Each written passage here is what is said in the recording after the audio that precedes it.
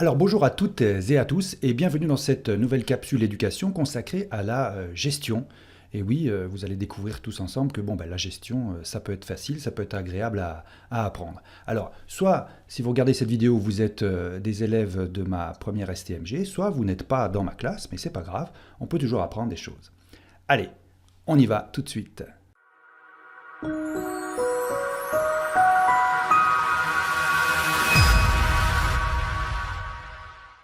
Alors, cette capsule éducation va porter sur le thème 3 qui s'appelle Gestion et création de valeur.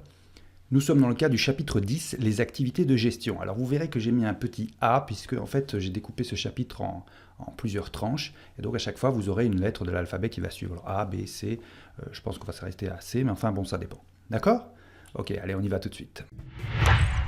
Alors les activités de gestion. Eh bien, il faut comprendre que dans la gestion, il y a différents axes. Alors, on va faire tout de suite une carte mentale. Vous savez que j'affectionne particulièrement les cartes mentales. C'est la manière dont pense le cerveau, en fait. On pense toujours par association d'idées. On prend une idée, il y en a une autre qui arrive, tout ça. Et c'est différent de ce qu'on présente dans les livres, de façon linéaire. Après le point A, il y a le point B, etc.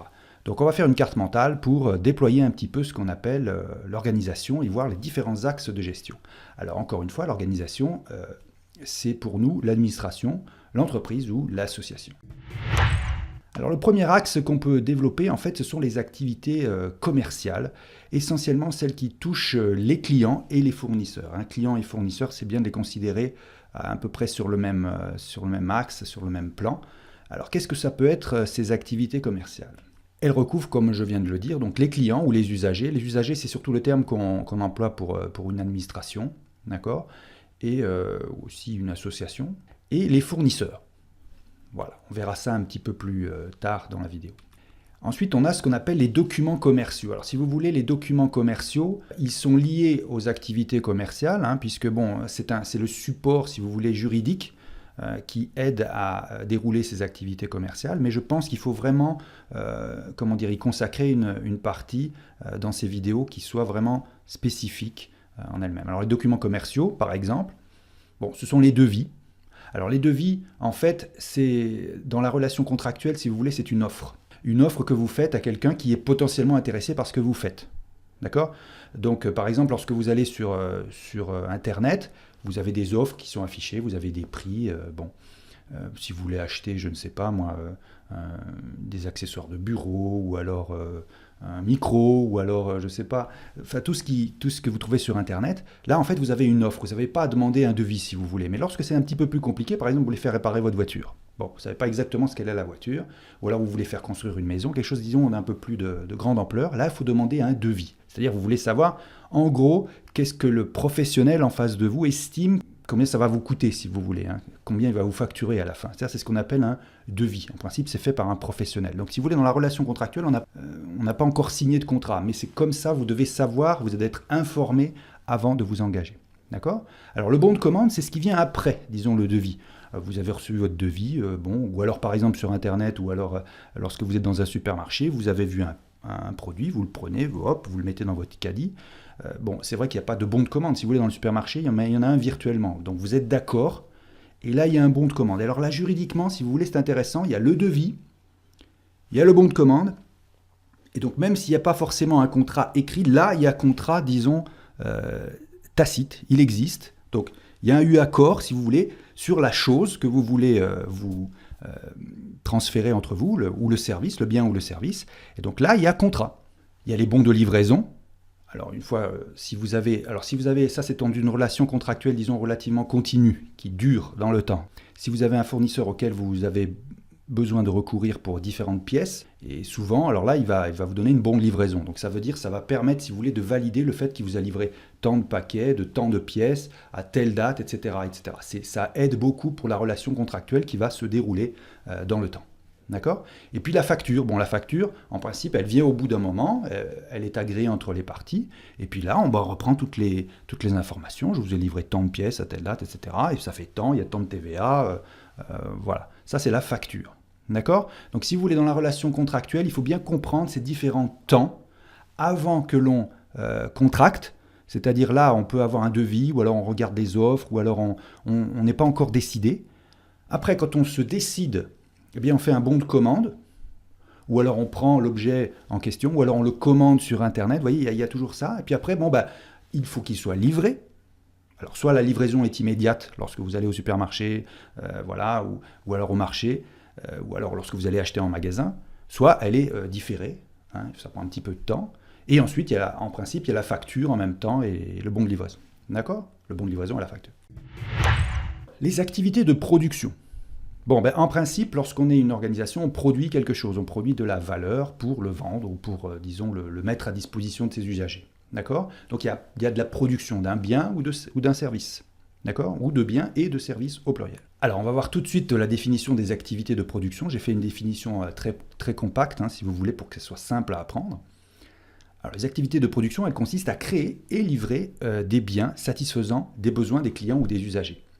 Alors là, je vous renvoie, si vous voulez, qui dit besoin en gestion ou en management dit pyramide de Maslow. Hein, la pyramide de Maslow, si vous voulez, ça fait partie des 3, 4, 5, 10 trucs maximum, des 10 schémas qu'il faut apprendre lorsqu'on fait de la gestion, l'économie ou du management. Voilà. Il y en a peu, mais il faut les apprendre. Hein, la pyramide de Maslow, en fait, vous savez, hein, c'est les différents besoins qui sont stratifiés dans une pyramide à 5 niveaux horizontaux. Bon, là, c'est toujours ça. Hein, il faut bien l'apprendre. Donc les activités de production, elles consistent, si vous voulez, à satisfaire les besoins qui sont émis et qui sont propres à chacun d'entre nous. Alors les activités administratives. Alors là, faut pas, quand on dit administrative, il faut comprendre dans le sens du management, de la gestion, c'est-à-dire de la prise de décision, d'accord, au sein d'une organisation. Il ne faut pas comprendre forcément l'administration, la fonction publique, etc. Non, les activités administratives, il y en a partout. Hein, même lorsqu'on est un ménage, eh bien, on a un certain nombre d'activités administratives, on doit payer ses factures, voilà, il y a des choses, l'administration, elle est partout. Hein, il faut s'administrer soi-même.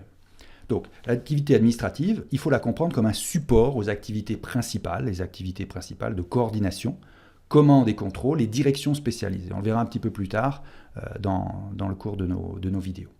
Ok, donc là, ce sont, si vous voulez, les 4 grands axes de gestion qu'on va développer dans ces vidéos. Et en haut, vous avez les activités commerciales et les documents commerciaux qui sont vraiment séparés, qui méritent qu'on les voit en particulier. Alors, les activités commerciales clients. Alors là, j'ai mis des clients avec leur caddie.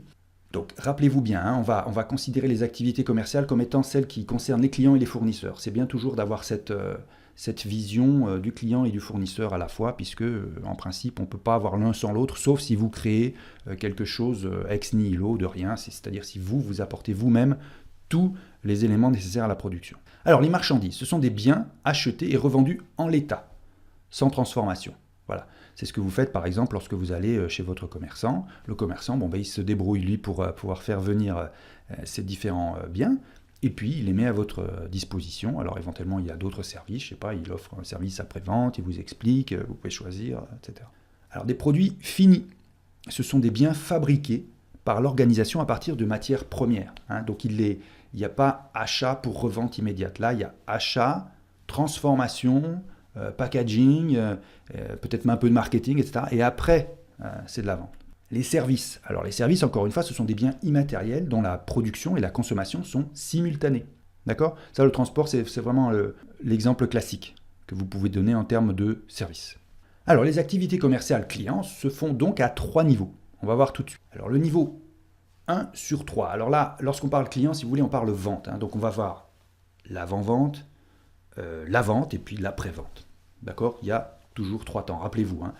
Devis, achat, livraison et paiement. Alors l'avant-vente, ça consiste essentiellement à étudier le marché de l'organisation pour mieux le connaître et agir sur lui. D'accord? On peut mieux cerner les attentes générales, le nombre de clients potentiels, le marché de la demande et les concurrents marché de l'offre. Offre et demande. D'accord? Si vous avez un produit ou un service qui existe déjà sur le marché et que vous voulez vous voulez participer aussi à ce marché, eh bien, il faut connaître un petit peu ce qui se passe, hein, l'environnement légal, juridique, et puis économique, technologique, on l'a vu déjà, et puis savoir bien connaître ses clients, à qui on vend, et puis aussi ceux qui vendent la même chose. Alors on peut agir sur le marché, d'une certaine manière, action sur le produit, sur le prix, sur la promotion et sur la distribution. Donc la distribution, ça consiste, si vous voulez, à être au-devant du client et à vendre. D'accord? La distribution, elle peut être, disons, physique, lorsque vous êtes dans un magasin réel qu'on peut voir, ou vous rentrez, bon. Et puis elle peut être virtuelle, de plus en plus maintenant, la distribution virtuelle sur Internet, le dropshipping, etc. Ok? Alors maintenant, le deuxième niveau. Donc 2 sur 3, la vente. On a vu l'avant-vente et maintenant la vente. Alors là, si vous voulez, on est dans une phase de négociation au sens large, au cours de laquelle l'organisation est face au client. Elle peut tourner autour de l'offre, attentes particulières, du volume, des délais de livraison ou encore des réductions. Il y a aussi transaction. Alors la transaction, c'est l'échange d'un bien ou d'un service contre de l'argent. D'accord? C'est ça la transaction au sens juridique. Alors, ce qu'il faut bien comprendre, si vous voulez, c'est que la négociation, elle peut tout simplement ne pas exister. D'accord? Lorsque vous allez au supermarché, vous n'êtes pas obligé de négocier avec l'enseigne du supermarché dans lequel vous êtes. Vous prenez, hop, vous mettez dans votre caddie, si vous voulez, la négociation est nulle, elle n'existe pas. Vous la faites, il y a une offre, et vous l'acceptez cette offre, c'est simple. Par contre, lorsque vous avez un contrat qui est complexe, qui prend du temps à exécuter, si vous voulez, au niveau du temps, je ne sais pas, vous cherchez un fournisseur, vous voulez construire une voiture, vous voulez construire une maison, etc.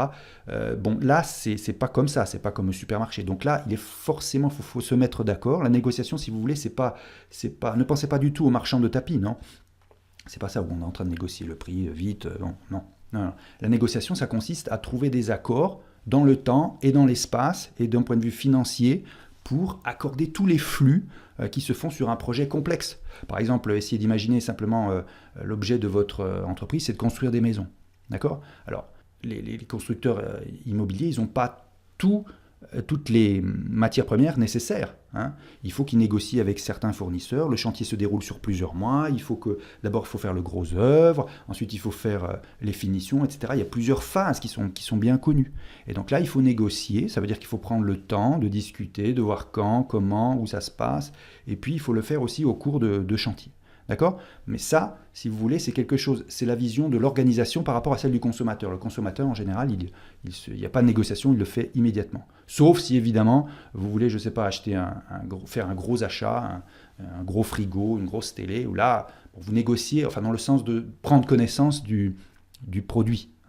Ce n'est pas vraiment une négociation. Vous n'allez pas vraiment dire, surtout si vous en achetez vous achetez une télé. Si vous en achetez 100, si vous en achetez 1000 télés, c'est autre chose que d'en acheter une.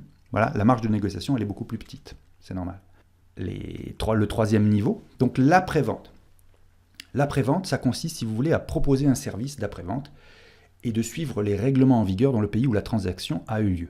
Oui, par exemple, en France, en ce moment, la garantie est de 2 ans après la vente d'un produit. C'est-à-dire que si dans les 2 ans en question il ne marche plus, vous pouvez le rendre gratuitement. Mais ça peut varier selon les pays. Ce n'est pas encore complètement uniforme, mais petit à petit, notamment en Union européenne, c'est en train de s'uniformiser.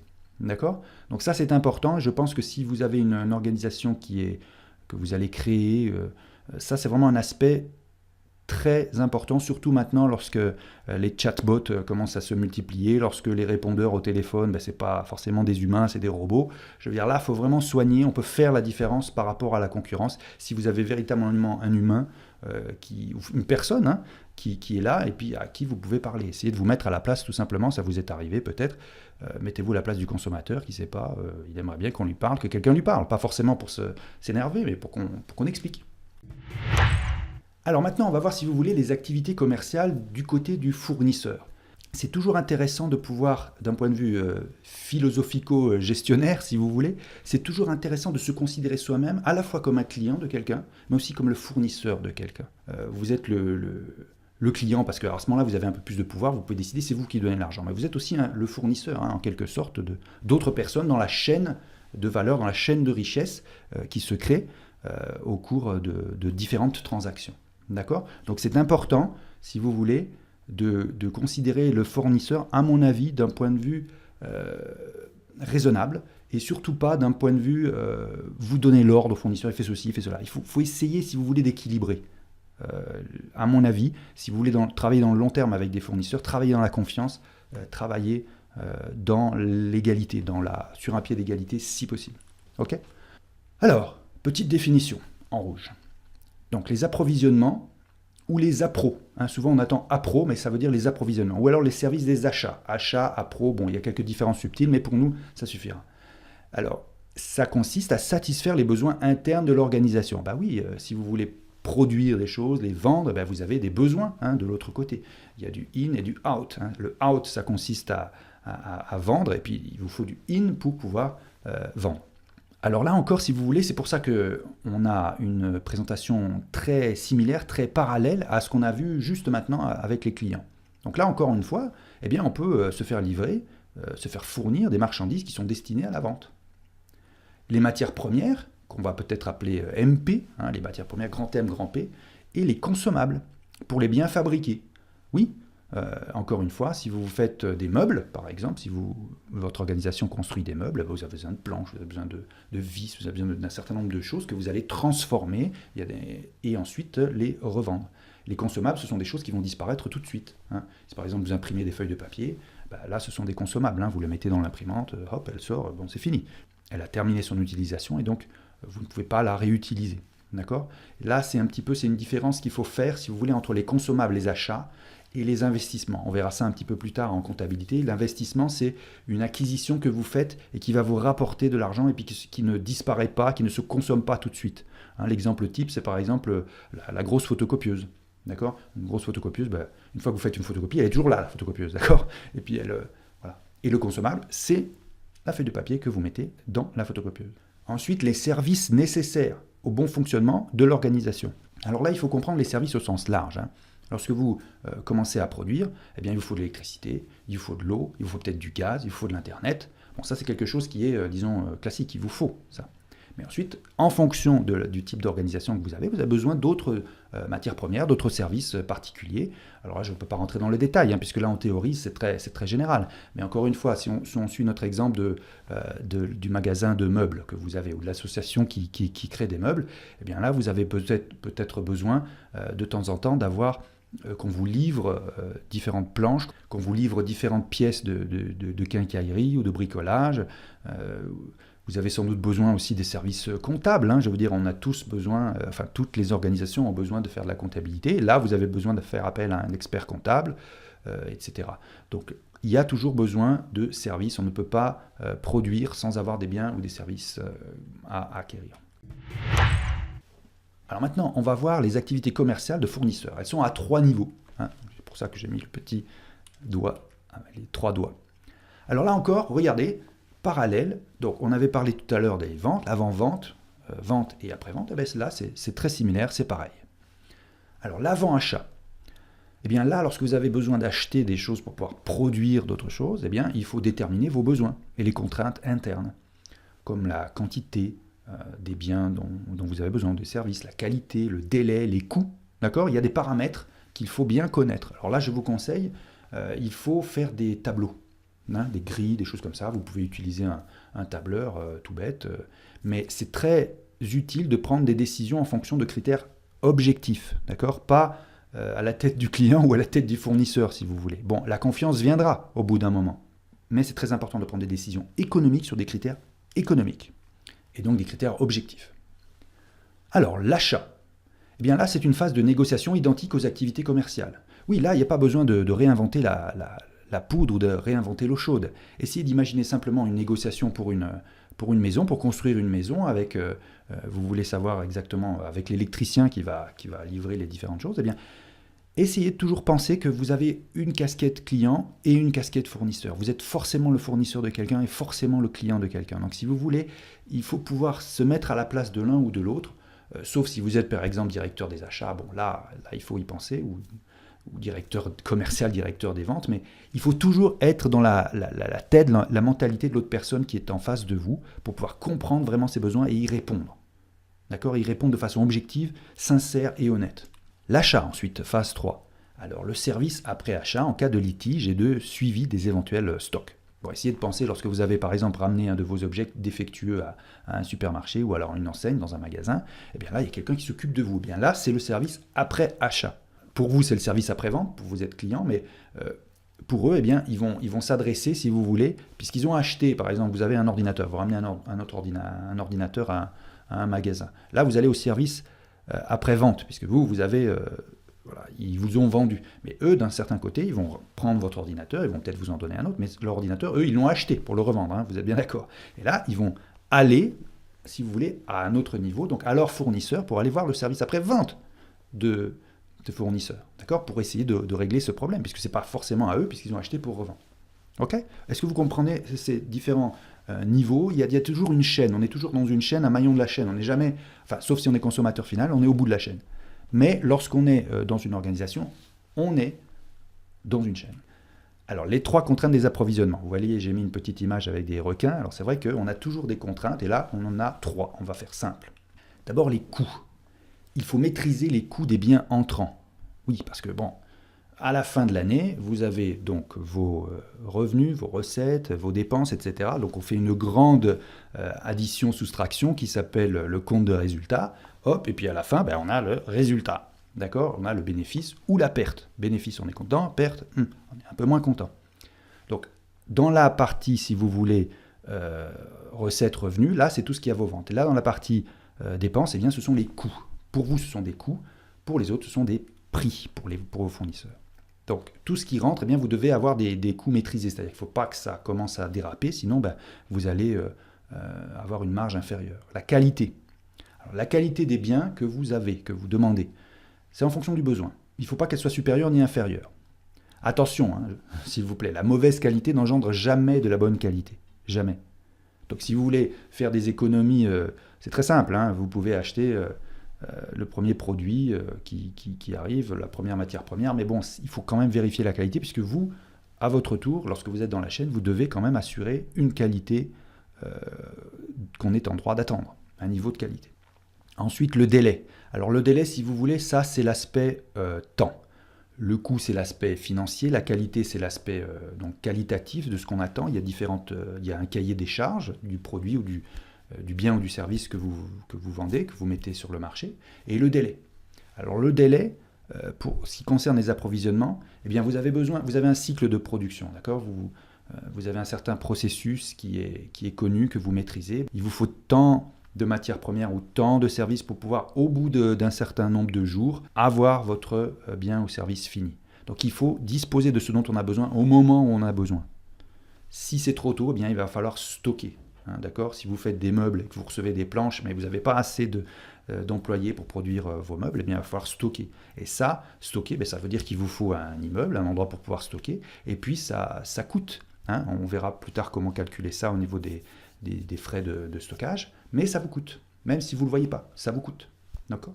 Si vous êtes livré trop tard, eh bien, on a besoin de planches pour faire les meubles, mais on ne les a pas. Qu'est-ce qu'on fait? Chômage technique, voilà, blocage de la production, on ne peut pas. Donc il faut quand même essayer, c'est ce qu'on appelle un petit peu les flux tendus, il faut essayer, si possible, de ne pas avoir trop de stock, d'accord? Bon, l'idéal c'est d'avoir 0 stock, mais bon, c'est pratiquement impossible de l'avoir, mais disons très peu de stock, le moins possible, sinon on risque de bloquer la production, et ça, il faut absolument l'éviter, parce que qui dit blocage de production dit, ensuite, si vous voulez, c'est un peu comme la théorie des dominos, on a des problèmes au niveau des ressources humaines, on ne sait plus comment s'organiser, et du coup on ne peut plus vendre, du coup on a des problèmes de trésorerie, bon. Alors maintenant, on va arrêter cette vidéo. Si vous êtes mes élèves en première STMG, eh bien, vous allez pouvoir faire le petit quiz qui va nous permettre de voir si vous avez compris ou pas compris certaines notions de cette vidéo. Et bien sinon, je vous remercie et je vous dis au revoir et à bientôt pour la prochaine capsule éducation. Salut!